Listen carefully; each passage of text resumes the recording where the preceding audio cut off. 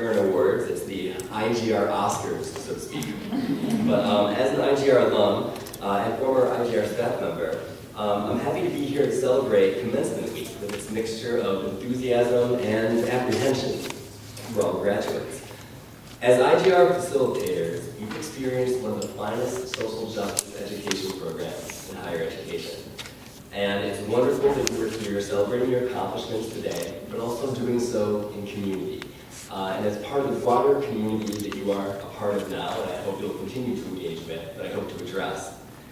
Many of you know dialogic pedagogy backwards and forwards. You could essentially turn Peggy McIntosh's knapsack inside and out, and you could rhetorically spin social identity wheels with both hands backwards and forwards.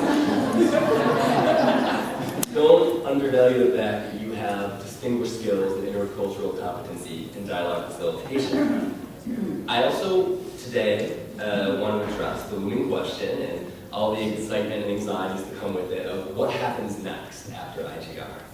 So basically, in my many, many years, I've seen two sets of responses to graduation from graduates. There's the millennial who graduated before 2008 response.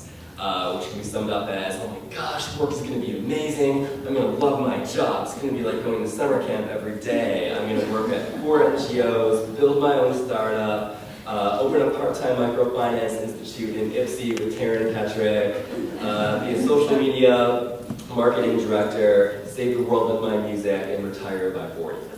On the other end of the spectrum, away from this ungrounded optimism, there is a different approach. There's the fear that after 4 years of fun, growth, friendship, activism, and social justice involvement, students might have to give a large part of that up as they enter the occupational and financial realities of being in the labor market full time. There's the fear of having to sell out, work 80 hours a week for Goldman Sachs, and no longer having opportunities for critical conversations of privilege, power, and difference. Let me reassure you that a lot of this anxiety is unfounded. There are many vocational opportunities to continue to engage in social justice work and activities. There are vibrant careers in public service, private foundations, research institutes, community organizations, social businesses, and of course higher education. And it's very exciting to hear that many of you have your fingers on the pulse of social enterprise in particular. And yet, some of this graduation anxiety is grounded. While there are many organizations that address social justice initiatives, they don't always use the same vocabulary as IGR.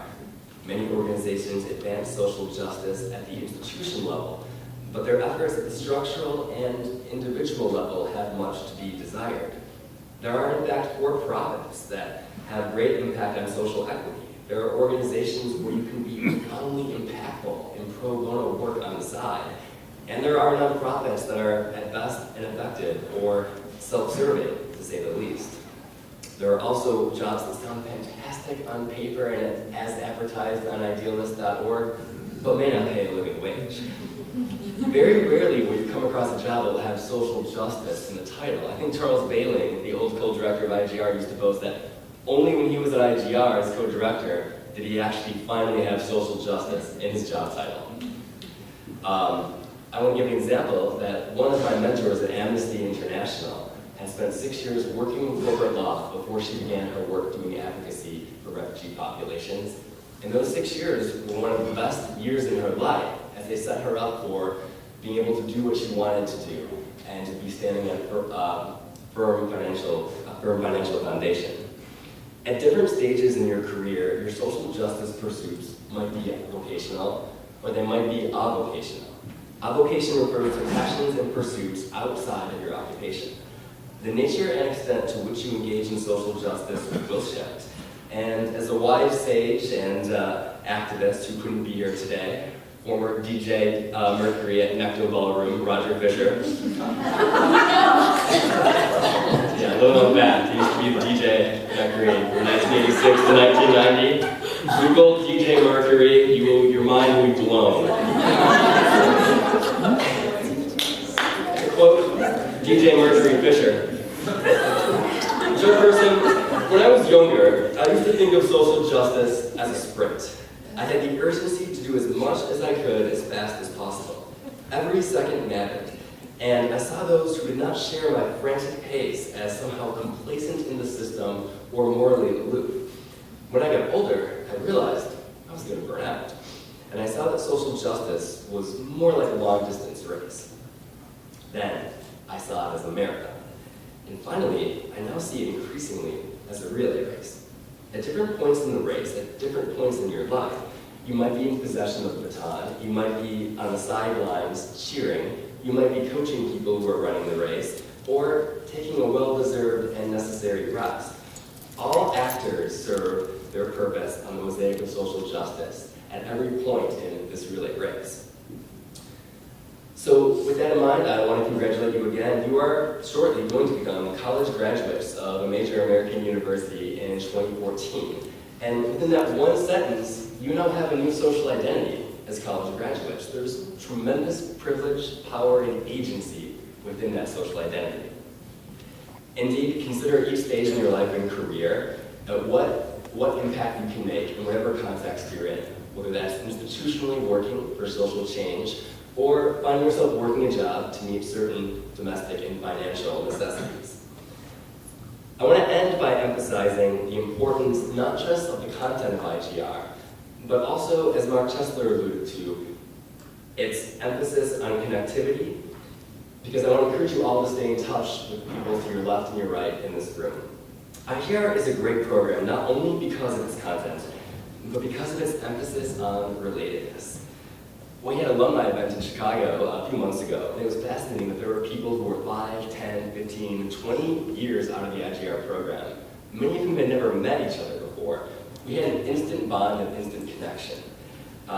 Many of us were able to share the memories we had with our co-facilitators or these aha moments we saw in participants that have stayed in our memories individually all of these many years later.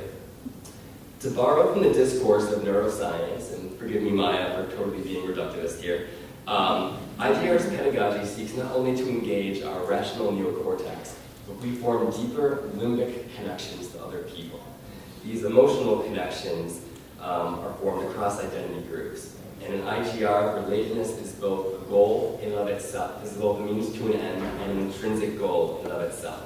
And in a very digitized, individualistic culture, the ability to have face-to-face, meaningful connections across groups, to have active listening, that is an invaluable, increasingly rare skill set that you should give yourself credits for.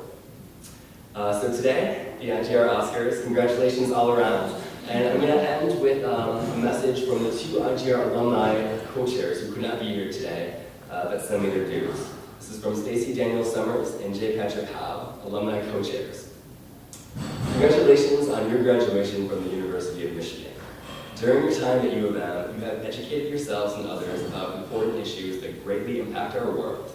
And as you continue in this new part of your journey, we hope you take all the knowledge and resources you gained as a student with IGR and engage in meaningful action to promote equity and peace in our society.